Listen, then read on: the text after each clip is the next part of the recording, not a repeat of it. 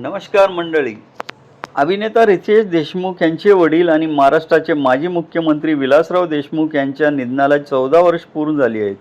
या खास दिवशी रितेशने वडिलांसोबत एक फोटो सोशल मीडियावर शेअर करत भावूक पोस्ट लिहिली. रितेशने लिहिलं, तुम्ही जाऊन 14 वर्ष झाली पण माझा वनवास संपलेला नाही. या एका वाक्यातून त्यांचे वडिलांवरील प्रेम आणि त्यांची आठवण किती खोल आहे हे दिसून आलं.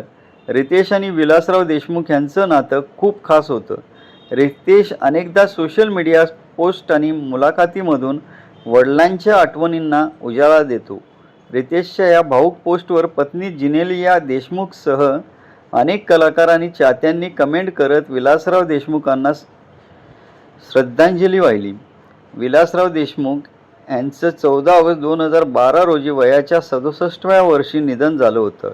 14 वर्ष पूर्ण झाली असली तरी वडिलांची आठवण आजही रितेशच्या मनात तितकीच जिवंत आहे. हा व्हिडिओ आवडला असेल तर लाईक, शेअर आणि चॅनलला सबस्क्राईब करायला विसरू नका. धन्यवाद.